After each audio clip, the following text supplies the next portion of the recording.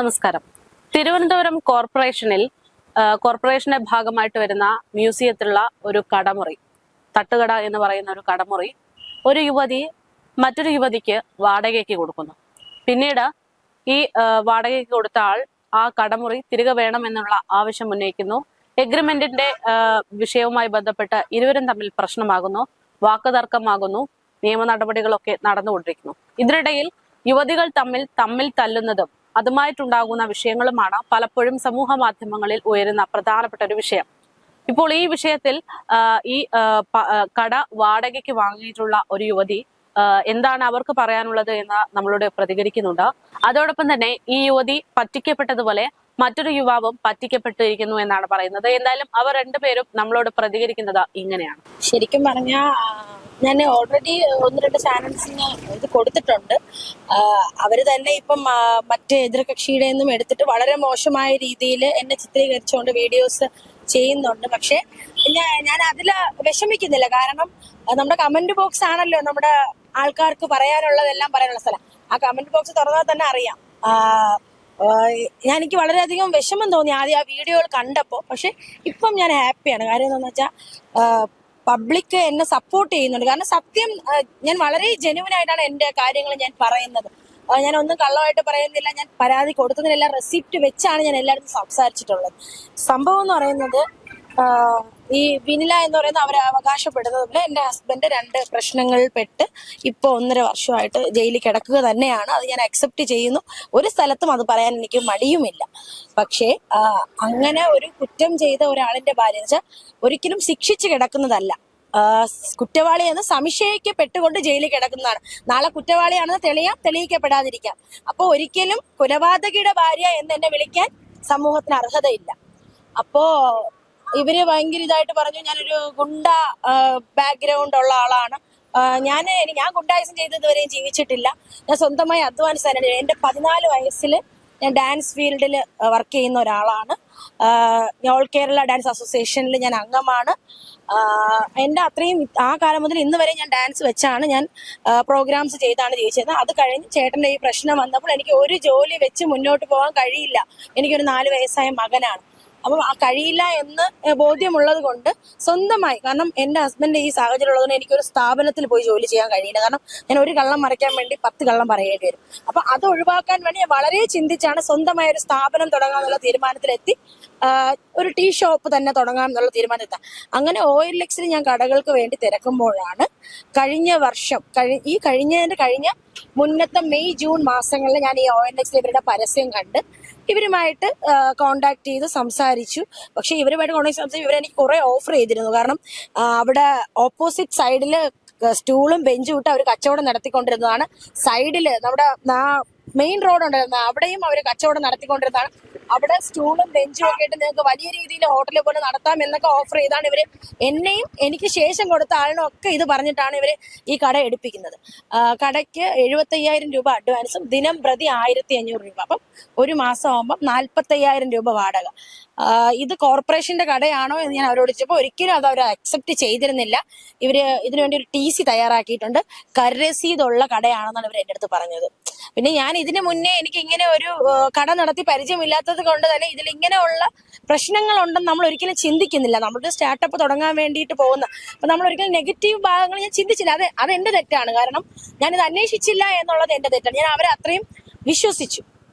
അപ്പോൾ കട തുടങ്ങി ഒരു 4 മാസം ആയപ്പോൾ തന്നെ വളരെ നല്ല രീതിയിൽ കട, അങ്ങനെ മാനവീയം വീതിയിൽ വരുന്ന പലരും അവിടെ ഇത്രയും ഷോപ്പുകൾ ഉണ്ടായിട്ടും അവിടെ നിന്ന് ചായ കുടിക്കാതെ ഇവിടെ വന്ന്, കാരണം ഞാൻ വളരെ എന്നെ കൊണ്ട് പറ്റുന്ന രീതിയിൽ നല്ല രീതിയിൽ തന്നെയാണ് ഫുഡ് ആയാലും ചായ ആയാലും സ്നാക്സ് ആയാലും ഒക്കെ ഞാൻ ചെയ്തുകൊണ്ടിരുന്നത്. എല്ലാം ഞാൻ തന്നെയാണ് ചെയ്യുന്നത്. ഫുഡ് ഞാൻ തന്നെയാണ് വീട്ടിൽ ചെയ്യുന്നത്. അവിടെ 2 മണി മുതൽ രാവിലെ 3 മണി വരെ ഞാൻ തന്നെയാണ് കടയിൽ നിന്ന് ചായ അടിക്കുന്നത്.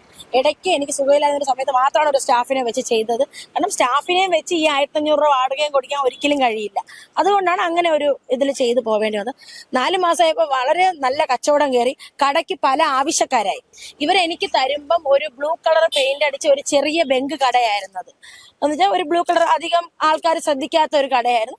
ഞാൻ അതിനെ റിനോവേറ്റ് ചെയ്ത് ഇന്ത്യൻ ചായ എന്ന് പേര് കൊടുത്ത് വളരെ നല്ല രീതിയിൽ അതിനെ ഭംഗിയാക്കി എടുത്ത് അപ്പൊ അതിന് ആവശ്യക്കാർ കൂടി, കടയ്ക്ക് വാടകയ്ക്ക് ചോദിക്കാൻ ആവശ്യക്കാർ കൂടി. എന്നോട് തന്നെ ഞാൻ ഓണർ ആണെന്ന് കരുതി ഒരുപാട് പേര് റെന്റ് ഔട്ട് ചെയ്യുന്നുണ്ടോ, ഇത്ര രൂപ തരാമെന്ന് ചോദിച്ചാൽ ഞാൻ ഇല്ല, ഞാൻ റെന്റ് എടുത്ത് നടത്തുന്നതാണ്, എനിക്ക് റെന്റ് ഔട്ട് ചെയ്യാൻ കഴിയില്ല, അങ്ങനെ കൊടുക്കാനും താല്പര്യമില്ല എന്നുള്ളത് ഞാൻ പറഞ്ഞു. ഇവരെ പലരെ സമീപിക്കുകയുണ്ടായി. ഇവര് അവകാശപ്പെടുന്നത് പോലെ ഇവർ എൻ്റെ അടുത്ത് മാറാൻ പറഞ്ഞതിന് ശേഷമല്ല ഇവര് OLX പരസ്യം ചെയ്യുന്നത്. ഞാൻ ഓൾട്ടർ ചെയ്ത കട ഇവർ എന്നോട് മാറാൻ പറയുന്നതിന് മുമ്പേ തന്നെ OLX പരസ്യം ചെയ്തു. എന്റെ പല സുഹൃത്തുക്കളും അത് കാണുകയും എന്നോട് ചോദിക്കുകയും ചെയ്തു, കട നീ OLX ഇട്ടോ, നീ ഇത് വാടകയ്ക്ക് കൊടുക്കുന്നുണ്ടോ എന്നുള്ള. ഞാൻ പറഞ്ഞു ഇല്ല, ഇട്ടിട്ടില്ല. അപ്പൊ ഞാൻ പറഞ്ഞത് പഴയ ഫോട്ടോ ആയിരിക്കും, നമ്മൾ അങ്ങനെയല്ലേ കരുതുന്നത്. അപ്പൊ അങ്ങനെ കരുതി. അപ്പോഴും ഞാൻ പരസ്യം നോക്കുമ്പോഴാണ് എന്റെ പുതിയ ഓൾട്ടർ ചെയ്ത കട 1 ലക്ഷം രൂപ എന്നുള്ള ക്യാപ്ഷൻ വെച്ച് ഇവര് വാടകയ്ക്ക് കൊടുക്കാൻ വേണ്ടി ഇട്ടിരിക്കുന്നത്. ഞാൻ അതിന്റെ ഡീറ്റെയിൽസ് എല്ലാം ഫുൾ സ്ക്രീൻ എന്റെ കയ്യിൽ റെക്കോർഡിക്കലാണ്, ഞാൻ അതെല്ലാം ഇയാളുടെ കയ്യിൽ ഏൽപ്പിക്കാം. അപ്പം അങ്ങനെ കാണുകയും ഞാൻ ഇതിനെ കുറിച്ച് തിരക്കുകയും ചെയ്തു. അപ്പൊ ഇവര് എന്നോട് അപ്പൊ പറഞ്ഞ അങ്ങനെയൊന്നുമില്ല, ഞങ്ങൾ അങ്ങനെയൊന്നും ഇട്ടിട്ടില്ല, അങ്ങനെയൊക്കെ കുറെ കാര്യങ്ങൾ പറഞ്ഞ് ഇവര് വളരെ രീതിയിൽ ഒരു ഉരുണ്ട് കളി നടത്തി. അപ്പൊ ഞാൻ വിചാരിച്ചു ഇപ്പൊ എന്റെ കയ്യിൽ എഗ്രിമെന്റ് ഉള്ളിടത്തോളം കാര്യം അവർ എന്ത് ചെയ്താലും ഞാനത് മൈൻഡ് ചെയ്യേണ്ട ആവശ്യമില്ല എന്ന് ഞാൻ വിചാരിച്ചു. പക്ഷേ ഇവര് ഈ ടിൻഡു ശേഖർ എന്ന് പറഞ്ഞ ഒരാളിന്റെ കയ്യിൽ നിന്ന് 1 ലക്ഷം രൂപ ഇവര് വാങ്ങി അയാളെ കട കൊണ്ടുവന്ന് കാണിച്ചു. ഞാൻ തന്നെ സ്റ്റാഫായിട്ട് നിന്ന് ചെയ്യുന്നത് കൊണ്ട് ഇവര് പറഞ്ഞതെന്ന് പറഞ്ഞാൽ ഞാൻ ഇവരുടെ സ്റ്റാഫാണ് എന്ന് പറഞ്ഞാണ് ഇവർ ആ ചേട്ടനെ തെറ്റിദ്ധരിപ്പിച്ചത്. അങ്ങനെ ആ ചേട്ടൻ ഒരു ദിവസം കടയിൽ വന്നു, എല്ലാം നോക്കി. പക്ഷെ ഒരിക്കലും ഒരാള് വന്ന് നോക്കുന്നത് പോലെ ഒന്നും അല്ല നോക്കിയത്. എല്ലാം ഇങ്ങനെ നോർമലായിട്ടും സംസാരിച്ചിട്ട് അങ്ങ് പോയി ആ ചേട്ടൻ. അത് കഴിഞ്ഞ് ഒരു ദിവസം ഇവര് എന്നോട് മാറുന്നതിനെ പറ്റി സംസാരിച്ചു. അപ്പൊ ഞാൻ പറഞ്ഞു എഗ്രിമെന്റ് അങ്ങനെ ഇരിക്കുമ്പോൾ അങ്ങനെ മാറാൻ പറ്റില്ല ചേച്ചി, കാരണം ഒരുപാട് എന്നുവെച്ചാൽ ഒരു മനുഷ്യൻ പോലും വരാത്ത ഒരു സ്ഥലമായിരുന്നു അത് നിങ്ങൾക്ക് തന്നെ അറിയാം. കുറച്ച് പ്രശ്നങ്ങളുള്ള ഒരു സ്ഥലമായിരുന്നു അത്. അങ്ങനെ ഒരു കച്ചവടമൊക്കെ ഉള്ള സ്ഥലമാക്കി എടുക്കാൻ ഇച്ചിരി നമ്മളിട്ട ഒരു എഫേർട്ട് ഉണ്ടല്ലോ, അതങ്ങനെ അത്ര പെട്ടെന്ന് ഇട്ടിട്ട് പോകാൻ പറ്റുന്നതല്ല. അല്ലാതെ ഇവര് പറയും പോലെ അവര് പറഞ്ഞതോണം എന്തോന്ന് എനിക്ക് അവിടെ കള്ള് കച്ചവടമാണ്, കഞ്ചാവ് കച്ചവടമാണ്, എന്തോന്ന് എനിക്ക് എന്റെ കാറിൽ എനിക്ക് പയ്യന്മാര് വരും. ഇവർക്ക് എങ്ങനെ, അല്ലെങ്കിൽ വിസ്മയ ന്യൂസിന് എങ്ങനെ അത് പറയാൻ കഴിയുന്നു? ഒരാളിനെ ഇപ്പം ഞാൻ എന്തെങ്കിലും ചെയ്ത് ഒരു പ്രാവശ്യം എന്നെ പോലീസ് പിടിക്കുകയോ അല്ലെങ്കിൽ എന്തെങ്കിലും ഒരു രീതിയിൽ അതിനൊരു തെളിവുണ്ടെങ്കിൽ അവരത് പബ്ലിസിറ്റി ചെയ്തതിൽ എനിക്കൊരു തെറ്റ് തോന്നുന്നില്ല. പക്ഷേ ഒരാളിനെ പറ്റി വ്യക്തിഹത്യ ചെയ്യുമ്പോൾ എന്തെങ്കിലും ഒരു തെളിവ് വേണം. ഒരിതുമില്ലാതെയാണ് അവർ എന്തൊക്കെയോ വായി തോന്നണ വിളിച്ചു പറഞ്ഞത്. മറ്റേ എനിക്ക് 28 വയസ്സായി, എന്നെ അറിയാവുന്ന ഒരുപാട് പേരുണ്ട്. ആരെങ്കിലും ഒരാളെങ്കിലും അതിൽ വന്ന് കമന്റ് ചെയ്യട്ടെ ആ കുട്ടി മോശമാണ് അല്ലെങ്കിൽ ഞാൻ മോശപ്പെട്ട രീതിയിലാണ് ജീവിക്കണതെന്ന്. മനസ്സിലായില്ലേ? എനിക്ക് വിശ്വാസമുണ്ട് ഞാൻ നല്ല രീതിയിലാണ് ജീവിക്കണേ. ഇവർ ഈ പറയുന്നത് കേട്ട് വീട്ടിൽ പോയി കരഞ്ഞുകൊണ്ടിരിക്കാൻ എന്തായാലും ഉദ്ദേശിക്കുന്നില്ല. അപ്പൊ അങ്ങനെ ഒരു ദിവസം എന്റെ അമ്മ ഹോസ്പിറ്റലിലായതുകൊണ്ട് എന്റെ ഒരു ഫ്രണ്ടാണ് കട ഓപ്പൺ. ഞാൻ പറഞ്ഞു നീ പോയി കട ഓപ്പൺ ചെയ്യും, അവൻ ചായ അടിക്കും. ഞങ്ങൾ 1-2 ഫ്രണ്ട്സ് എല്ലാവരും ചായ അടിക്കാൻ വരും. ഈ കട തുടങ്ങിയാണ് പഠിച്ചത്, ഞങ്ങളാരും നോർമലി പഠിച്ചു വന്നവരല്ല, കട തുടങ്ങിയാണ് പഠിച്ചത്. അപ്പം എനിക്ക് നിൽക്കാൻ പറ്റുന്ന ദിവസം ഫ്രണ്ട്സ് ആണ് നിൽക്കുന്നത്, അതിന് അവരുടെ ഒരു സാലറി കൊടുക്കും. ഞാൻ പറഞ്ഞു നീ പോയി കട തുറക്കും, ഞാൻ അമ്മയെ വീട്ടിലാക്കിയിട്ട് വരാമെന്ന് പറഞ്ഞു. അങ്ങനെ ഈ പയ്യൻ കട തുറക്കാൻ വേണ്ടി വരുമ്പോ കട വേറൊരു പൂട്ടിയിരിക്കും. അപ്പൊ അവൻ എന്നെ വിളിച്ച് നീ താക്കോല് മാറിയാണോ തന്നെ? ഞാൻ അല്ല, താക്കോല് കറക്റ്റ്, നീ എനിക്ക് വീഡിയോ കോൾ വിളിച്ച് പൂട്ട് കാണി. അപ്പൊ പൂട്ട് വേറെ. അപ്പം എനിക്ക് മനസ്സിലായി എന്തോ ഒരു അത് അവിടെ നടന്നു എന്ന് മനസ്സിലായി. ഇവര് അന്നേ ദിവസം ഒരു 10 മണിയായപ്പോ വന്ന് ഞാൻ ഇട്ടിരുന്ന പൂട്ടിനെ അടിച്ച് പൊട്ടിച്ചിട്ട് ഈ ടിൻഡു ശേഖറിന് പുതിയ പൂട്ടിട്ട് താക്കോലും കൊടുത്ത് അയാളെ കൊണ്ട് അവിടെ CCTV വെപ്പിച്ചു. ഇവരല്ല CCTV വെച്ചത്, ഇവർ അവകാശപ്പെടുന്നത് ഇവർ വെച്ചല്ല. ഈ ടിൻഡു ശേഖർ എന്ന് പറഞ്ഞ ആളിനെ കൊണ്ട് പൈസ CCTV വെച്ചത്. അപ്പൊ ഞാൻ പറഞ്ഞു എന്തായാലും ഞാൻ വരട്ടെ എന്ന് പറഞ്ഞു. അപ്പം ഞാൻ പറഞ്ഞു ആ പൂട്ടിനെ നീ തട്ടി പൊട്ടിച്ചിട്ട് അകത്ത് കയറി നീ കാര്യങ്ങൾ ചെയ്യൂ, ബാക്കി ഞാൻ വന്ന് 7 മണിക്ക് ശേഷം സംസാരിക്കാന്ന് പറഞ്ഞു. എനിക്ക് 7 മണിയാകുമ്പോഴേ അമ്മേന്റെ വീട്ടിലായിരുന്നു, വെങ്ങാനൂരാണ് എന്റെ വീട്. അപ്പോ ഇവര് ഒരു കുറച്ച് സമയം കഴിയുമ്പോൾ CCTV കൂടെ എന്തോ കണ്ടിട്ട് ഈ ടിൻഡു ശേഖർ എന്ന് പറഞ്ഞ ചേട്ടൻ അവിടെ വന്നു. ഈ വിനിലയുടെ മകള്. പിന്നെ ഒരു കാര്യം എനിക്ക് എടുത്തു പറയാനുള്ളത്, വിനില അല്ല ഈ കടയുടെ ഓണർ, വിനിലയുടെ അമ്മ സരള എന്ന് പറയുന്ന ഒരു ആന്റിയാണ് ഈ കടയുടെ ഓണർ. ആ ആന്റി ഇന്ന് വരെ എന്നോട് ഒരു തരത്തിലും മോശമായിട്ട് സംസാരിക്കുകയോ, ഈ മകള് പറയുമ്പോ ഇങ്ങനെ ഫ്രണ്ടിൽ നിന്ന് അടിയാണ്. എനിക്കിതിൽ നിന്ന് മനസ്സിലാക്കാൻ പറ്റുന്ന ആ പാവപ്പെട്ട അമ്മയെ വെച്ച് മകളും മരുമകനും ചെറുമകളും കൂടി കളിക്കുന്നത്, അങ്ങനെ ഒരു ഇതിനെ എനിക്ക് മനസ്സിലാക്കാൻ പറ്റുന്നത്. ഇതുവരെ ആ അമ്മ ഒരു കാര്യവും പറഞ്ഞ് വഴക്കൂടാനോ ഒന്നും അങ്ങനെ വന്നിട്ടില്ല. പക്ഷെ മകൾക്ക് വേണ്ടി ഒന്ന് സ്റ്റേഷനിൽ പോലും ഒരു പ്രാവശ്യം പോലും പല പരാതിക്ക് പോയിട്ടും വരുന്നത് വിനിലയാണ് സംസാരിക്കാൻ വരുന്നത്. സരള എന്ന് പറയുന്ന അമ്മയല്ല വരുന്നത്. ഒരേ ഒരു പ്രാവശ്യം മാത്രമാണ് ഈ സരള എന്ന് പറയുന്ന അമ്മ വന്നത്. ബാക്കി എല്ലാ പ്രാവശ്യം വിനിലയാണ് വന്ന് ഈ കടയ്ക്ക് വേണ്ടി സംസാരിക്കുന്നതും കാര്യങ്ങളും എല്ലാം. അപ്പോ സ്റ്റാഫിന്റെ അടുത്ത് വന്ന് കടയ്ക്കകത്തിരുന്ന സ്റ്റാഫിനെ ഇറക്കി ഈ ആവണി കയറി കടയ്ക്കകത്തിരിക്കുന്ന CCTV വിഷ്വൽ, ഇവര് വെച്ച CCTV വിഷ്വൽ എന്റെ കയ്യിലുണ്ട്. അത് ഞാൻ അയാളുടെ കയ്യിൽ ഹാൻഡ് ഓവർ ചെയ്യാം. അപ്പോഴ് അത് കഴിഞ്ഞ് ഇവര് ആവണി വീണ്ടും വെളിയിൽ വന്ന് കട പൂട്ടി വേറൊരു പൂട്ടിട്ട് ടിൻഡു ചേട്ടൻ വന്നപ്പോ ഒരു പൂട്ട് വാങ്ങിക്കൊണ്ടുവന്നു. അപ്പൊ ഇവര് വേറൊരു പൂട്ടിട്ട് വെളിയിൽ നിന്നു. അപ്പം ഞാനുമായിട്ട് ബന്ധപ്പെട്ട കുറച്ച് പേരൊക്കെ അവിടെ എന്താ പ്രശ്നം എന്ന് അറിയാൻ അവിടെ കൂടുകയും ഞാനും ഒരു 6:30-7 മണിയോടെ അവിടെ എത്തി. 7 മണിയോടെ അവിടെ എത്തിയപ്പോഴ് ഇവര് ഇങ്ങനെ കയറി ആ ആവണിയെ ഞാൻ അടിച്ചു എന്ന് പറയുന്നത് എന്താണെന്ന് വെച്ചാൽ എന്റെ അമ്മ ഓൾറെഡി അവിടെ നിപ്പുണ്ട്. ആവണി അമ്മയെ ഇങ്ങനെ ഇടിച്ച് തള്ളി ഇട്ടിട്ട് അകത്തോട്ട് കയറി പൂട്ടിന്റെ അവിടെ ഇങ്ങനെ നിൽക്കണം. അപ്പൊ ഞാൻ തുറന്നു. കാരണം ഞാൻ 75,000 രൂപ അഡ്വാൻസ് കൊടുത്ത് ദിനംപ്രതി 1,500 വാടകയും കൊടുത്തിട്ട് ഞാൻ എടുത്ത കട എങ്ങനെയാണ് നിങ്ങൾ പൂട്ടിട്ട് അടിച്ചു പൊട്ടിച്ച് പൂട്ടണത് എന്ന് പറഞ്ഞ് ഞാൻ ആവണിയെ പിടിച്ച് മാറ്റിയിട്ട് തുറക്കാൻ ശ്രമിക്കുന്നതാണ് ഞാൻ അടിച്ചു എന്ന് പറഞ്ഞ് ഇട്ടിരിക്കുന്ന ആ വീഡിയോ. അത് ഞാൻ ഫുൾ വീഡിയോ ആയിട്ടാണ് ഞാൻ വിസ്മയക്ക് കൊടുത്തത്. അവരാണ് കട്ട് ചെയ്തും എഡിറ്റ് ചെയ്തും ഇട്ടതൊക്കെ. എന്നിട്ട് അവർ അവകാശപ്പെടുന്നത് ഞാൻ അവർ കട്ട് ചെയ്ത് കൊടുത്തത്. ഞാൻ അങ്ങനെ കട്ട് ചെയ്ത ഒരു വീഡിയോയും കൊടുത്തിട്ടില്ല അവർക്ക്. അതിനുശേഷം അങ്ങനെ പ്രശ്നം ഉണ്ടാവുകയും ഈ കുട്ടി എന്റെ കൂടെയുള്ള പയ്യന്മാരെടുത്ത് പ്രൊവോക്ക് ചെയ്യും. എന്നുവെച്ചാൽ നമ്മുടെ ഒരു സമൂഹത്തിൽ എന്ന് വെച്ചാൽ പെണ്ണുങ്ങളെ അടിക്കുക എന്നുള്ളതൊക്കെ ഒരു വലിയ പ്രശ്നമായതുകൊണ്ട് മനഃപൂർവ്വം പയ്യന്മാരുടെ മുഖത്ത് നോക്കി ചീത്ത വിളിക്കുന്ന വീഡിയോ എന്റെ കയ്യിലുണ്ട്. എന്നിട്ട് ഞാൻ പറയാൻ പാടില്ല എന്നാലും പയ്യന്മാരെടുത്ത് ഓരോ മോശമായ വാക്ക് അങ്ങോട്ട് ചോദിച്ച് അവരുടെ കവിളിലിട്ട് കുത്താൻ പോവുക, അങ്ങനെ ചെയ്യുന്ന വീഡിയോസ് എന്റെ കയ്യിലുണ്ട്. ഞാൻ ഒരിക്കലും അങ്ങനെയുള്ള വീഡിയോസ് കൊടുക്കാത്തെന്ന് പറഞ്ഞാൽ ആ കുട്ടി ഒരു 10-18 വയസ്സായ ഒരു പെൺകുട്ടിയാണ്. നമ്മൾ ആ പെൺകുട്ടീനെ വലിച്ചഴക്കണ്ട എന്നുള്ളത് വിചാരിച്ചിട്ടാണ് അങ്ങനെയുള്ള വീഡിയോസ് ഞാൻ കൊടുക്കാത്ത, ചീത്ത വിളിക്കുന്ന. അപ്പോഴ് അങ്ങനെ ആ പ്രശ്നമായി. ഈ കുട്ടി ഞാൻ അന്നത്തെ ദിവസത്തെ സ്നാക്സ് എല്ലാം ഇങ്ങനെ തട്ടി അങ്ങ് തറയിലെറിഞ്ഞു. ഒരു ബെങ്കിന്റെ പുറത്ത് ഇരിക്കുകയായിരുന്നു, തട്ടി അങ്ങ് താഴെ എറിഞ്ഞു.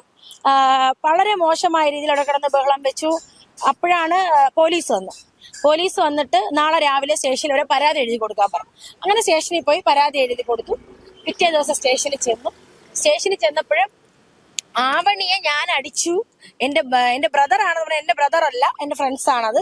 അവരും കൂടി ചേർന്ന് ആവണിയെ ഞങ്ങൾ അടിച്ചു. ആവണി ഇന്ന സ്ഥലത്തല്ല ഞാൻ പോയത്. ഞാൻ വാടകയ്ക്ക് എടുത്ത കടയിലൂടെ ആവണിയാണ് വന്നത് അല്ലേ. അപ്പം ആവണി എങ്ങനെയാണ് ഞാൻ അടിച്ചതായിട്ട് മാറുന്നത്? ആവണി വീഡിയോ എന്തോ കണ്ടിട്ട് ഇങ്ങോട്ടാണ് വന്ന് പ്രശ്നം ഉണ്ടാക്കിയത്. പിന്നെ അത് അങ്ങനെ കേസായി. CI വിളിച്ച് കുറെ വഴക്കൊക്കെ പറഞ്ഞു. ഒരൊറ്റ കാര്യം ചോദിക്കട്ടെ, അതായത് ഈ പറയുന്നത് പോലെ ഒരുപാട് പ്രശ്നങ്ങൾ നിങ്ങൾ തമ്മിലുണ്ട്. അതായത് വ്യക്തിപരമായിട്ടുള്ള ഇപ്പൊ വാടകേന്റെ പ്രശ്നമാണെങ്കിലും ഉണ്ട്. അപ്പോ നമ്മൾ കാണുന്ന വീഡിയോയിലൊക്കെ രണ്ടുപേരും അങ്ങോട്ടും ഇങ്ങോട്ടും വഴക്കിടുന്നുണ്ട്. അപ്പം ഈ പറയുന്നത് പോലെ നീതിന്യായ വ്യവസ്ഥയും കോടതിയും അന്വേഷണം ഒക്കെ വരും, പോലീസ് ഇടപെടും. അപ്പോ നിങ്ങൾ പരസ്പരം ഇങ്ങനെ രണ്ട് സ്ത്രീകൾ തമ്മിൽ തല്ലുകൂടുന്നു എന്ന് പറയുമ്പോൾ അത് ആളുകൾ കാണുന്ന ഒരു രീതി ഉണ്ടല്ലോ. അപ്പൊ അത്തരത്തിലേക്ക് കടക്കാൻ എങ്ങനെയാണ് സാധിക്കുന്നത്? ഈ വഴക്കിന്റെ കാര്യമാണ്. ഈ അടി കൂടുക എന്നുള്ളതെന്ന് പറഞ്ഞാൽ ഇവരാണ് ഭയങ്കര മോശമായിട്ട് ചീത്ത വിളിച്ചാണ് ഇവര് സംസാരിക്കുന്നത്. എന്റെ കൂടെ ഇഷ്ടംപോലെ പിള്ളേർ നിൽപ്പുണ്ട്. അവര് ഞാൻ കള്ളം പറയേണ്ട ആവശ്യം എനിക്കില്ല. നമ്മൾ അടി കൂടുമ്പോൾ നമ്മളെ ഫ്രണ്ട്സ് നോർമലി ഇതിൽ ഇടപെടുന്നത് സ്വാഭാവികമാണ്. പെൺകുട്ടികളായിട്ട് പോലും എന്റെ ആദ്യത്തെ വീഡിയോ കണ്ടാ അറിയാം, ഒരൊറ്റ എണ്ണം കടയ്ക്കകത്ത് കയറരുത്, ഞാൻ സംസാരിക്കുമെന്ന് ഞാൻ തന്നെ പറയുന്ന വിസ്മയ ചാനൽ ഇട്ടിട്ടുണ്ട്. എന്തുകൊണ്ടാണ്? എനിക്കറിയാം. കാരണം കുറച്ചൊക്കെ നിയമങ്ങളുള്ള കാര്യങ്ങൾ എനിക്കറിയാം. കാരണം ഞാൻ എങ്ങനെയാണ് റിയാക്ട് ചെയ്യേണ്ടത്. ഞാൻ അടിച്ചിട്ടോ ഇടിച്ചിട്ടോ ഉപദ്രവിച്ചിട്ടോ കാര്യമില്ല എന്നുള്ള കാര്യം എനിക്കറിയാം. അതുകൊണ്ടാണ് അവരെന്റെ തല അടിച്ച് പൊട്ടിച്ചിട്ടും ഞാൻ സൈലന്റ് ആയിട്ട് നിന്നത്. മനസ്സിലായില്ലേ?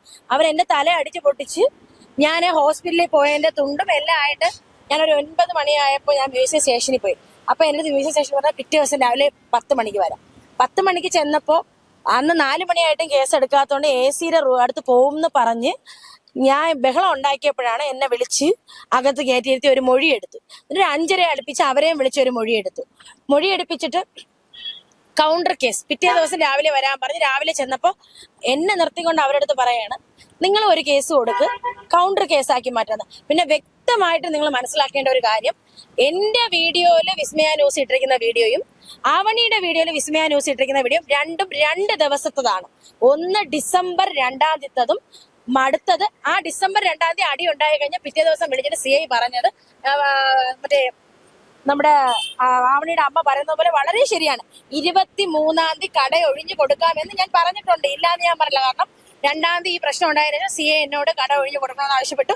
ഞാൻ മാന്യമായ രീതിയിൽ ഒഴിഞ്ഞു കൊടുക്കാമെന്ന് പറഞ്ഞു. അപ്പോഴേ ഞാൻ ആവശ്യപ്പെട്ടതെന്ന് പറഞ്ഞാൽ എനിക്ക് പെട്ടെന്ന് എടുത്ത് മാറ്റാൻ പറ്റില്ല. ഒരു സ്ഥാപനമാണ്, നമുക്ക് പെട്ടെന്ന് അങ്ങനെ എടുത്ത് 1 മാസത്തെ സമയം ഞാൻ ചോദിച്ചു, തന്നില്ല. 20 ദിവസത്തെ സമയം തന്നു. 23-ാം തീയതി അവർ തന്നെ ഈ ഡേറ്റ് ഒക്കെ അതിൽ പറയുന്നുണ്ട്. 23-ാം തീയതി എനിക്ക് ഡേറ്റ് തന്നു. ഞാൻ അത് ഓക്കെ പറഞ്ഞു, അത് എഴുതി വെച്ചു. പക്ഷെ സൈൻ ചെയ്യിപ്പിച്ചില്ല. സ്റ്റേഷന്റെ ബുക്കിലല്ല എഴുതി വെച്ചത്, വേറൊരു വൈറ്റ് പേപ്പറിലാണ് എഴുതിയത്. അവർ ഞാൻ സൈൻ ചെയ്തിട്ടില്ല. അതിൽ ആ വൈറ്റ് പേപ്പർ എന്റെ കയ്യിലാണ് ഉള്ളത്. അപ്പോഴും അപ്പം അവര് തന്നെ പറയുന്നുണ്ട് 23 വരെ CI സമയം കൊടുത്തു എന്ന്. പക്ഷേ ഡിസംബർ 25 2 ആവണിയും ഞാനുമായിട്ടുള്ള പ്രശ്നം നടക്കുന്നതും എന്റെ കേസ് സ്റ്റേഷനിൽ വിളിപ്പിച്ചപ്പോൾ 23 വരെ എനിക്ക് കട ഒഴിഞ്ഞു പോവാൻ സമയം തന്നു. ഞാനത് പൂർണ്ണമായിട്ടും അക്സെപ്റ്റ് ചെയ്ത് എനിക്കൊരു പുതിയ കട നോക്കാനുള്ള സമയം, നമ്മളാണെങ്കിലും അങ്ങനെയല്ലേ ചോദിക്കുള്ളൂ. കട ഞാൻ മാന്യമായ രീതിയിൽ പറഞ്ഞ് ഇതായിരിക്കുമ്പോൾ ഡിസംബർ 15 ഏകദേശം ഫിലിം ഫെസ്റ്റിവൽ നടക്കുന്ന സമയത്ത്, അന്ന് എനിക്ക് തോന്നുന്നു എന്റെ ഒരു ഓർമ്മ ശരിയാണെങ്കിൽ 11 മുതലാണ് ഫിലിം ഫെസ്റ്റിവൽ നടന്നു വരുന്നത്. നല്ല കച്ചവടമുള്ള ഒരു ടൈമായിരുന്നു.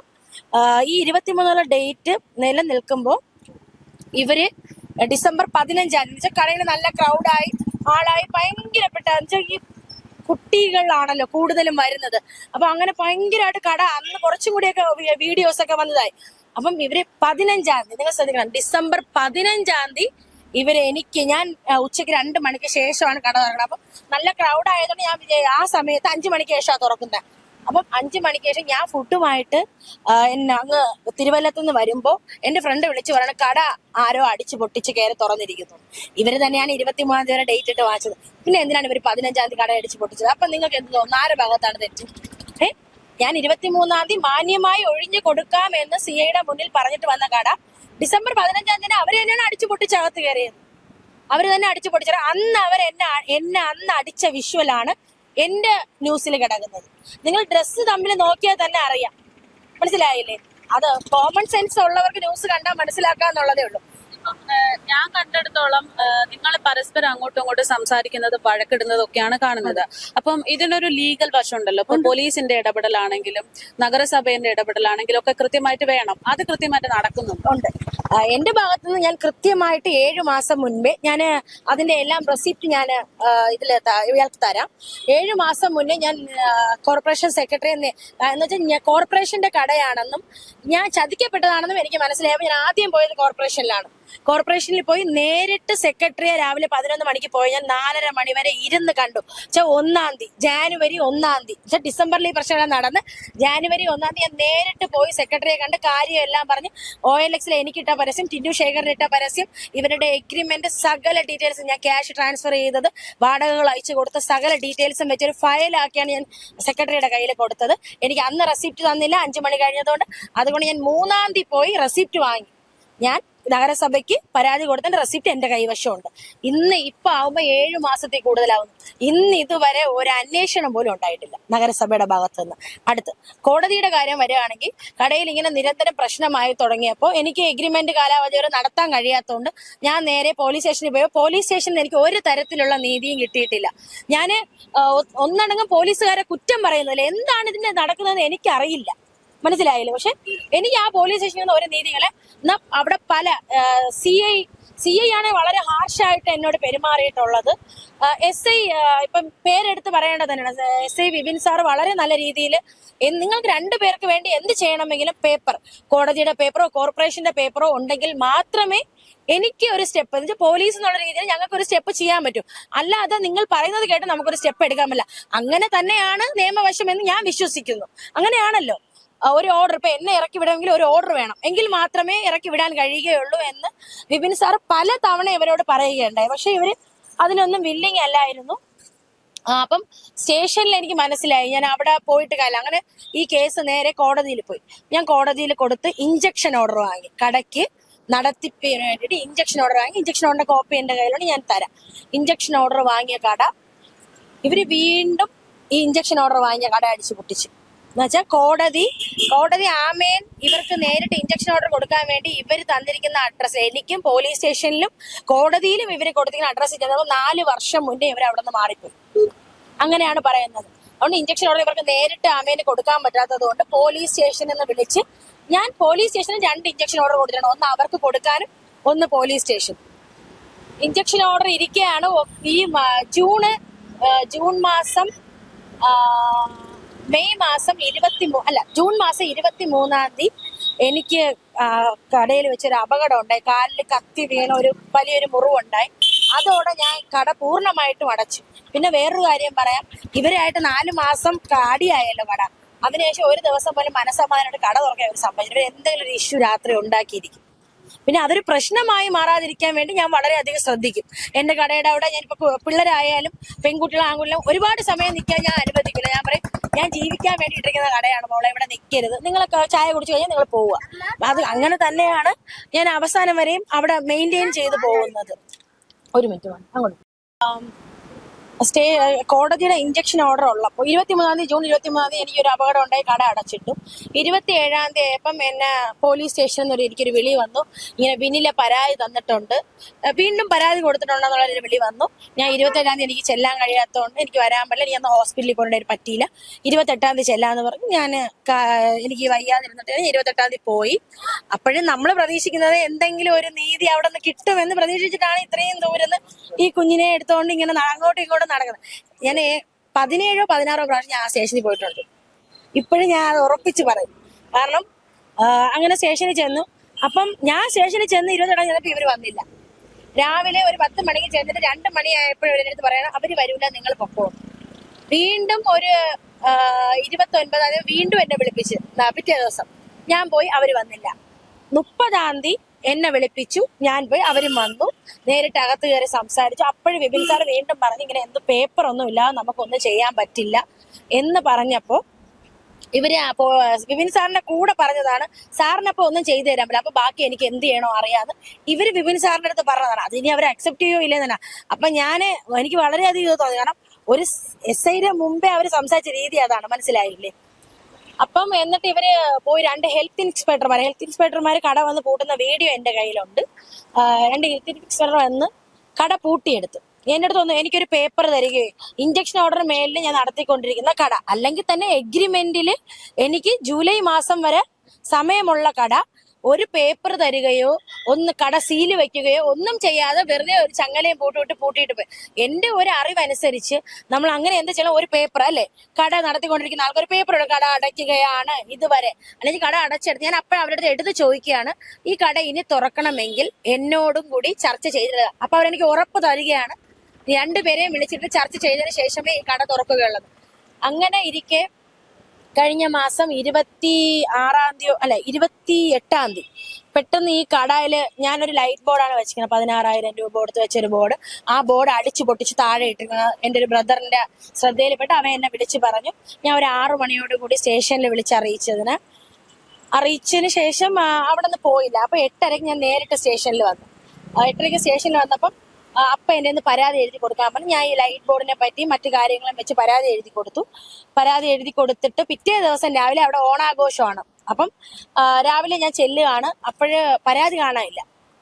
പോലീസുകാർ പറഞ്ഞതാണ്, തലേ ദിവസം രാത്രി കൊടുത്ത പരാതിക്ക് അന്ന് റെസിപ്റ്റ് തന്നില്ല, പിറ്റേ ദിവസം റെസിപ്റ്റ് ആവശ്യപ്പെട്ടപ്പോഴാണ് ഇവര് പരാതിയുടെ നമ്പർ നോക്കാൻ വേണ്ടി പരാതി കാണാനില്ല. അങ്ങോട്ടും ഇങ്ങോട്ടും തപ്പിക്കൊണ്ടിരിക്കുന്ന പരാതി. അപ്പൊ തന്നെ എനിക്ക് മനസ്സിലായി, നമ്മൾ കൊടുക്കുന്ന ഒരു പരാതിക്ക് ഇവര്, മറ്റുള്ളവരെ ഞാൻ പറയുന്നില്ല, ഞാൻ കൊടുക്കുന്ന ഒരു പരാതിക്ക് അവർ എന്തുമാത്രം വിലയാണ് കൊടുക്കുന്നത് ഞാൻ മനസ്സിലായില്ലേ? അപ്പം റെസിപ്റ്റ് ഞാൻ ചോദിച്ചിട്ട് എനിക്ക് തന്നില്ല. വാട്സപ്പ് ഇട്ടുതരാന്ന് പറഞ്ഞ് അന്നിട്ട് തന്നില്ല. പിറ്റേ ദിവസം രാവിലെ എനിക്കൊരു ലിങ്ക് അയച്ചു തന്നു. അതിൽ കയറി ഞാൻ എടുത്ത റെസിപ്റ്റ് ഞാൻ ഇതിൽ കൂട്ടിച്ചേർക്കാം. അന്ന് സാർ ഇങ്ങനെ പറഞ്ഞ ശേഷം ഹെൽത്ത് ഇൻസ്പെക്ടർമാർ കട പൂട്ടിയ ശേഷം ഇവരിങ്ങനെ അടിച്ചു പൊടിച്ചു. അപ്പൊ ഞാൻ സ്റ്റേഷനിൽ ചെന്ന് ആവശ്യപ്പെട്ടതെന്ന് പറഞ്ഞാൽ എന്റെ കൂടെ 2 പോലീസ് ഇറങ്ങണം.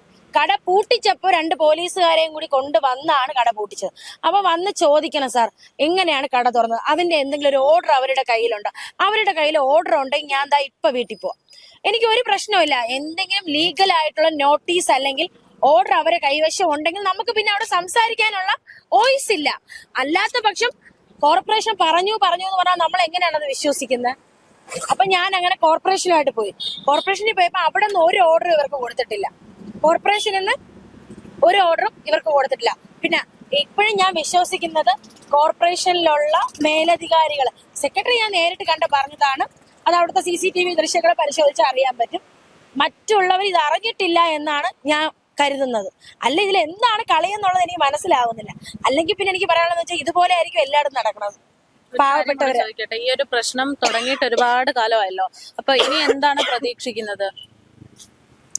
ഞാനും ഈ ടിൻഡു ശേഖർ എന്ന് പറഞ്ഞ ചേട്ടനും നിങ്ങളെ പോലുള്ളവരുടെ അടുത്ത് ഇതിനെപ്പറ്റി കിടന്ന് പറയുന്നു. ഇത് കഴിയുമ്പോൾ അവരൊരു ന്യൂസ് ഇറക്കും, വളരെ മോശമായ രീതിയിൽ. ഞാൻ ഇത്രയും നേരം നിങ്ങളോട് സംസാരിക്കും, ഞാൻ ഒരാളിനെ വ്യക്തിഹത്യ ചെയ്ത് സംസാരിച്ചിട്ടില്ല. അവരങ്ങനെയാണെന്നോ ഇവരിങ്ങനെയാണോ, പക്ഷെ ഇവര് എന്നെ വ്യക്തിഹത്യ ചെയ്യുന്നു, എന്റെ കുടുംബത്തെ വ്യക്തിഗത എന്റെ ഹസ്ബൻഡിനെ ചെയ്യുന്നു, എന്റെ അമ്മേനെ ചെയ്യുന്നു, എന്റെ അച്ഛനെ ചെയ്യുന്നു. അതിന്റെ ഒന്നും ഒരു ആവശ്യവും മനസ്സിലായില്ലേ? അപ്പം ജെനുവിനായിട്ട് കേൾക്കുന്നവര് ജനങ്ങൾ മനസ്സിലാക്കണം. സത്യം, ഞാൻ ഒരു കാര്യം തെളിവില്ലാതെ അല്ല സംസാരിക്കുന്നത്. ഞാൻ പറഞ്ഞു, ചെയ്തു, എടുത്തു, അങ്ങനെയല്ല ഞാൻ പറയണത്. എന്റെ കയ്യിൽ കറക്റ്റുള്ള എവിഡൻസ് ഉണ്ട്, പ്രൂഫ് ഉണ്ട്. ഞാൻ അവര് ഇട്ട ന്യൂസിന്റെ താഴെ ഞാൻ ഇട്ടിട്ട് പ്രസ് മീറ്റ് വെക്കാമോ, രണ്ടുപേരും ഇരുന്ന് പ്രസ് മീറ്റ് വെക്കാമോ ഞാൻ ധൈര്യമായിട്ട് അവരെ വിളിക്കുന്നത്. ഇപ്പോഴും ഞാൻ വിളിക്കുന്നു. പ്രസ് മീറ്റ് വെക്കാൻ ഞാനും ടിൻഡു ശേഖറും തയ്യാറ് തന്നെയാണ്. അവർ വരട്ടെ. അപ്പൊ എല്ലാവർക്കും അറിയാമല്ലോ എന്താണ്. പിന്നെ ഒരുപാട് ഈ ഒരു വർഷത്തിൽ ഈ കടയ്ക്ക് വേണ്ടിയിട്ട് ഞാൻ ഒരുപാട് അനുഭവിച്ചിട്ടുണ്ട്. അങ്ങോട്ട് എന്റെ കയ്യിൽ നിന്ന് ചെലവായിക്കൊണ്ടിരിക്കണതല്ലാതെ എനിക്ക് ഇതിന് ഒരു നേട്ടം ഉണ്ടായിട്ടില്ല. പിന്നെ ഇവര് എന്റെ അഡ്വാൻസ് ഇതുവരെ തിരിച്ചു തന്നിട്ടില്ല. എനിക്ക് കഴിഞ്ഞ ന്യൂസിൽ ഒരുപാട് പേരോട് ചോദിച്ചു അഡ്വാൻസ് തിരിച്ചു തന്നിട്ടില്ല. ടിൻഡു ശേഖറിനെ വാങ്ങിച്ച അഡ്വാൻസ് അവർ തിരിച്ചു കൊടുത്തിട്ടില്ല. വാടക ഇനത്തിൽ എന്റെ കയ്യിൽ നിന്ന് ഒരുപാട് പൈസ വാങ്ങിയിട്ടുണ്ട്. വഴക്കാവുന്നത് വരെ ഞാൻ വാടക കൊടുത്തിട്ടുണ്ട്. അതെല്ലാം ഗൂഗിൾ പേ വഴിയാണ് കൊടുത്തത്. പിന്നെ ഇവര് പറയുന്ന 600-500ന്റെ ഒരു കാര്യം കൂടി എനിക്ക് പറയാനുണ്ട്. 1500 രൂപ വെച്ച് കൊടുത്തോണ്ട് ഇവർ എന്റെ അടുത്ത് പറഞ്ഞത് വെള്ളം വാട്ടർ അതോറിറ്റിന്ന്. വാട്ടർ അതോറിറ്റിക്കാർ ഇവർക്ക് സപ്പോർട്ടാണെന്ന് എനിക്ക് അറിഞ്ഞുകൂടാ. ഇവര് ബക്കറ്റുമായിട്ട് നിന്നാ മതി, വാട്ടർ അതോറിറ്റിന്ന് ഒരു സമയമാകുമ്പോ എനിക്ക് വെള്ളം തരുമെന്നാണ് ഇവർ എന്റെ അടുത്ത് പറയണത്. അപ്പൊ എന്റെ ഒരു ഇതെന്ന് പറഞ്ഞാൽ വാട്ടർ അതോറിറ്റി നമുക്ക് എപ്പോ വേണമെങ്കിലും പോയി എടുക്കാമല്ലോ. ഒരു ചായക്കടയ്ക്ക് ഒരു ബക്കറ്റ് വെള്ളത്തിന്റെ ആവശ്യമല്ലല്ലോ. വാടകയൊക്കെ എല്ലാം എടുത്ത് നമ്മൾ കട തുടങ്ങിയ ശേഷം ഇവർ പറയണത് രാവിലെ 11 മണിക്കും 12 മണിക്കും ഇടയ്ക്ക് ചെന്നാൽ മാത്രമേ വെള്ളം കിട്ടൂ. നമുക്ക് ആ സമയത്ത് അവിടെ നിൽക്കാൻ പറ്റില്ല. കാരണം ഞാൻ വെളുപ്പിനെ വരെ രാവിലെ നിന്ന് ചായ അടിച്ചിട്ട് ഞാൻ 2 മണിക്കാണ് വീണ്ടും വന്ന് തുറക്കുന്നത്. അപ്പം എനിക്ക് ഈ 11 മണിക്ക് വെങ്ങാനത്ത് ഇവിടെ വന്ന് വെള്ളം പിടിക്കാൻ വേണ്ടി നിൽക്കാൻ പറ്റില്ല. അപ്പൊ ഞാൻ പറഞ്ഞു 10 ക്യാൻ വെള്ളം ഇടുന്നതിന്റെ പൈസ ഏകദേശം 700 സംതിങ് രൂപ കുറച്ച് ബാക്കി വാടക, അങ്ങനെ ഒരു 800 രൂപ കുറച്ച് നാളിട്ട് കൊടുത്തിട്ടുണ്ട്. അതിനുശേഷം അവരെനിക്ക് വാട്ടർ കണക്ഷൻ റെഡിയാക്കി തരാം, റെഡിയായി എന്നൊക്കെ പറഞ്ഞ് ഇവരെനിക്ക് അയച്ച വോയിസും എല്ലാം എന്റെ കയ്യിലുണ്ട്. എല്ലാം റെഡി ആയിട്ടുണ്ട്. നക്ഷത്ര നമ്മള് വാട്ടർ കണക്ഷൻ എല്ലാം ഓക്കെ ആയിട്ടുണ്ട്. നാളെ പണി തുടങ്ങും. നക്ഷത്ര സാധനങ്ങളൊന്ന് മാറ്റി കൊടുക്കണം എന്ന് പറഞ്ഞ് ഇടയ്ക്ക് എന്നെ കൊണ്ട് സകല സാധനങ്ങളും അവിടെ നിന്ന് മാറ്റിച്ചു. എന്നിട്ടാണ് ഈ ടിൻഡു ശേഖറിനെ വിളിച്ച് ആദ്യം ഒരു താക്കോല് കൊടുത്തത്. അത് ഞാൻ അപ്പൊ എനിക്ക് എന്നിട്ട് എന്നെ പിറ്റേ ദിവസം വിളിച്ചു എല്ലാം മാറ്റി കൊടുത്തിട്ട് പിറ്റേ ദിവസം എല്ലാം വിളിച്ച് പറയണം ഇനി തൊട്ട് നക്ഷത്രം നടത്തണ്ട, അമ്മ നടത്തിക്കോളും കടയിൽ. ഞാൻ അപ്പൊ തന്നെ എന്റെ വണ്ടി വിളിച്ച് ഞാൻ സാധനങ്ങൾ തിരിച്ചു കൊണ്ടുവന്ന് കടയിൽ കയറ്റി. എനിക്ക് മനസ്സിലായി എന്തോ ഒരു അന്ന് മുതൽ പിന്നെ ഈ കേസ് ആവണത് വരെ ഞാൻ കൊടുത്തിട്ടുണ്ട്. കേസ് ആയ ശേഷം ഞാൻ പിന്നെ വാടക കൊടുത്തിട്ടില്ല. ഞാൻ അതിനുശേഷം സമാധാനമായിട്ട് ആ കട ഒരു ദിവസം പോലും തുറന്നിട്ടില്ല.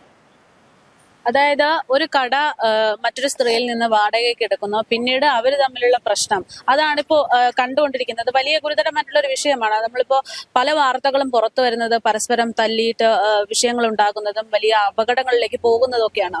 അത്തരം അപകടങ്ങൾ പുറത്തു വരുമ്പോഴാണ് അത് വാർത്താ പ്രാധാന്യമുള്ള ഒരു വിഷയമായിട്ട് മാറുന്നത്. പലപ്പോഴും നിയമ സംവിധാനങ്ങളൊക്കെ ഇടപെടുന്നത്. ഇതൊരു പക്ഷേ നഗരസഭയ്ക്കൊക്കെ കൃത്യമായിട്ട് നേരിട്ട് ഇടപെട്ട് ഇവരുടെ പ്രശ്നത്തിന് ഒരു പരിഹാരം കണ്ടെത്താൻ പറ്റും എന്നുള്ളതാണ്. അപ്പോൾ അധികാരികളാണ് ഈ ഒരു വിഷയത്തിൽ കൂടുതലായിട്ട് ഇടപെടേണ്ടത്. ഞാനോ ടിൻഡു ശേഖറോ ഇപ്പൊ ആവശ്യപ്പെടുന്നത് ഈ കട ഞങ്ങൾക്ക് വേണം എന്നല്ല. കട ഞങ്ങൾക്ക് വേണ്ട, കട ഞങ്ങൾക്ക് വേണ്ട. കട ഞാനിപ്പം എന്റെ കയ്യിൽ ബിസിനസ് ഉണ്ടെങ്കിൽ ഞാൻ ഈ കേരളത്തിൽ എവിടെ കൊണ്ടിട്ടാലും എനിക്കത് വളർത്താൻ പറ്റും. ഇവരുടെ കടയുടെ ആവശ്യമില്ല. ഇവർ പറയും പോലെ നല്ലൊരു സെന്റർ ആണ്, കഞ്ചാവ് കച്ചവടം നടത്താൻ പറ്റിയ സ്ഥലമാണ് എന്നൊക്കെ പറഞ്ഞ് ഇവർ എന്തൊക്കെയോ വായത്തൊന്നും വിളിച്ച് പറയുന്നുണ്ട്. അപ്പം അങ്ങനെ എനിക്ക് കട വേണ്ട. നിയമപരമായിട്ട് ഞാൻ കോടതിയിൽ പേപ്പർ കൊടുത്തിട്ടുണ്ട്. അതുവഴി ഞാൻ എന്റെ പൈസ ഞാൻ മേടിച്ചെടുത്തോളാം. പക്ഷെ ഇതുപോലെ ഇനി ആരും പറ്റിക്കപ്പെടാൻ പാടില്ല.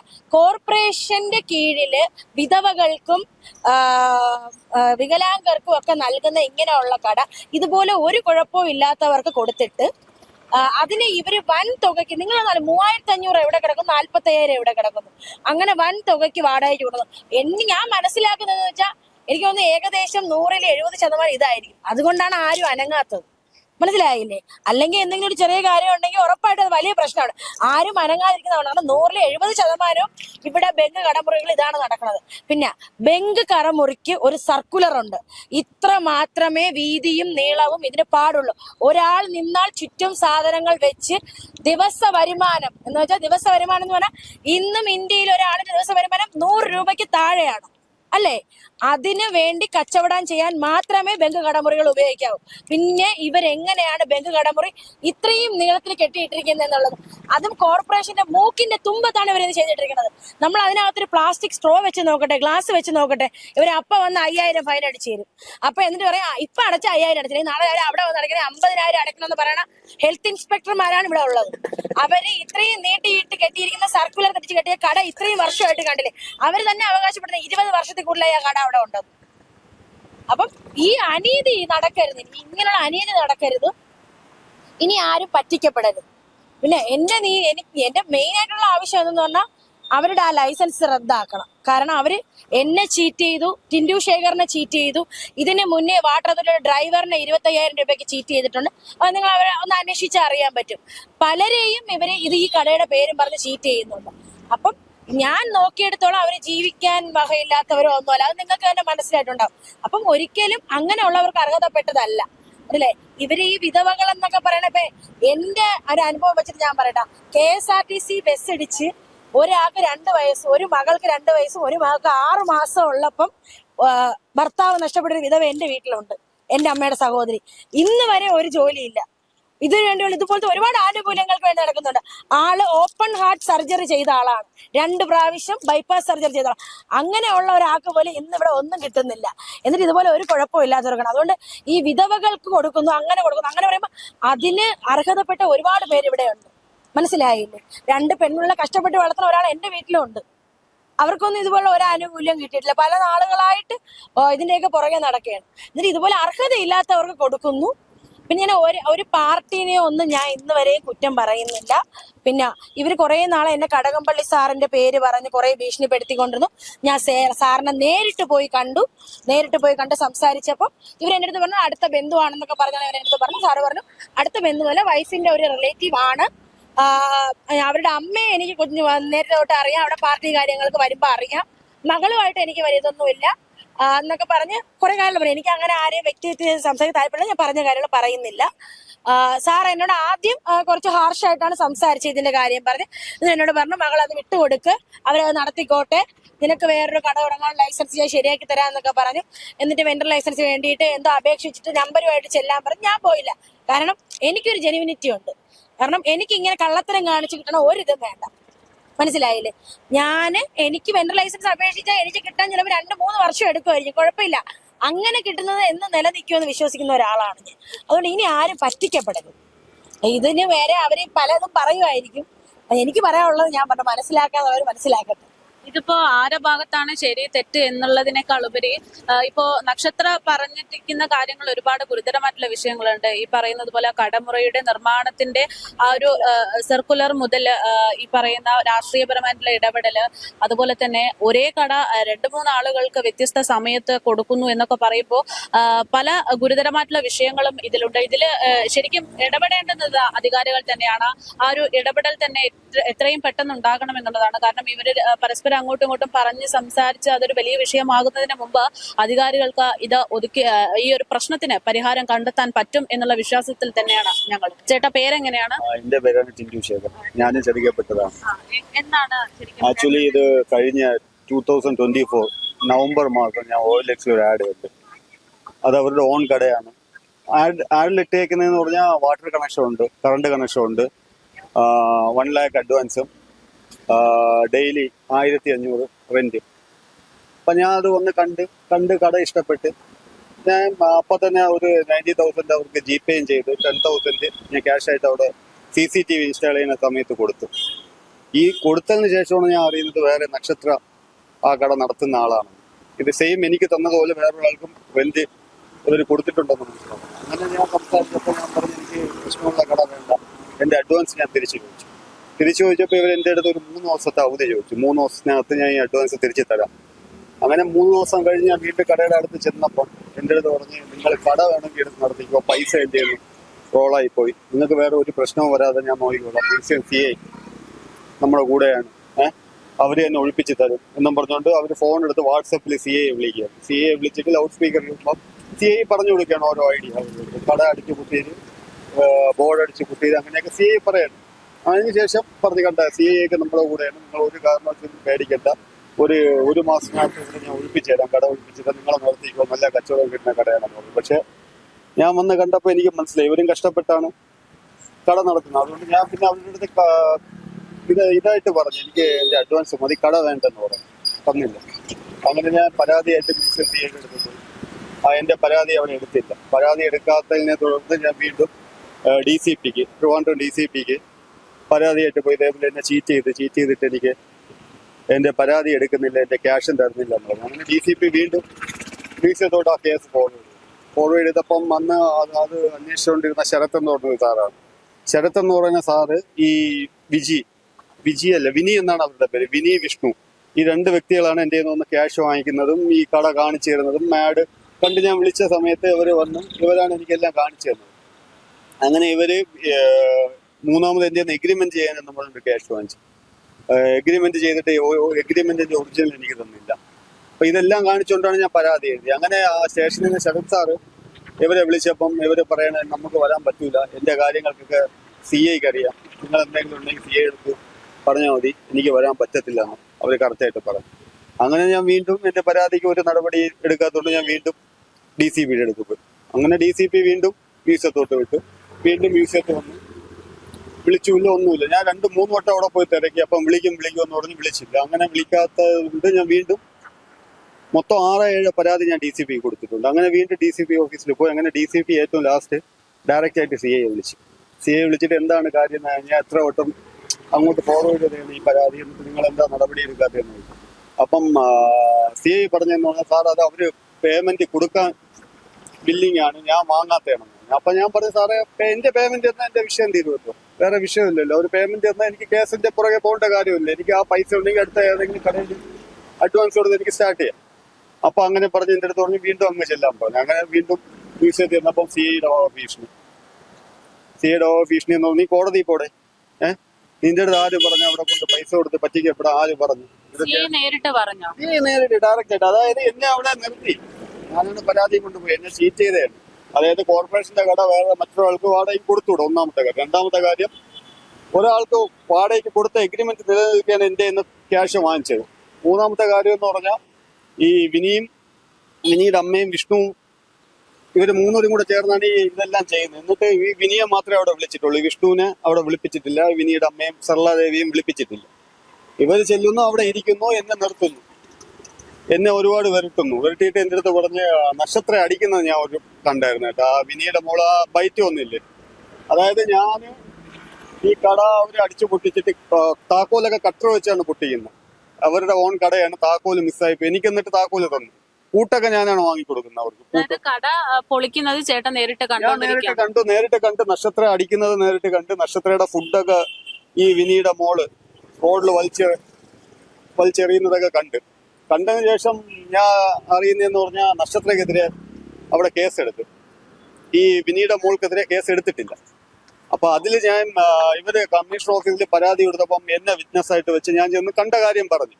അപ്പൊ CI എന്റെ അടുത്ത് പറഞ്ഞു, നീ എന്തിനാ അവരുടെ കൂടെയൊക്കെ നിൽക്കുന്നത്, നിന്റെ കാശ് ഞാൻ വാങ്ങിച്ചു തരാം, നീ വേറെ പ്രശ്നത്തിലൊന്നും പോവില്ല. നമ്മൾ സാറേ ഇതാണ് എന്റെ കാശ് വാങ്ങിച്ച്, എനിക്ക് വേറെ ജോലിയൊന്നുമില്ല, എനിക്ക് ഈ അഡ്വാൻസ് കിട്ടിയാലേ അടുത്ത ഏതെങ്കിലും കടയിൽ കൊണ്ട് ഇൻവെസ്റ്റ് ചെയ്ത് എനിക്ക് അടുത്ത വർക്ക് നോക്കി പോകാൻ പറ്റത്തുള്ളൂ. അപ്പൊ പറഞ്ഞു നീ 1 മാസം ഒന്ന് വെയിറ്റ് ചെയ്യും, കാശ് ഞാൻ ഗ്യാരണ്ടി വാങ്ങിച്ചു തരാം. ഞാൻ പറഞ്ഞു സാറേ ഞാൻ ഇവരെ കുറിച്ച് അറിയാൻ കഴിഞ്ഞു, കാരണം ഇവർ എൻ്റെ അടുത്ത് ഈ ചതി കാണിച്ചപ്പം ഞാൻ അവിടെ ഇറങ്ങി അന്വേഷിച്ചപ്പം അവിടെയുള്ള ആൾക്കാരൊക്കെ പറഞ്ഞു ഇവരുടെ സ്ഥിരം പരിപാടി ഇതാണ്.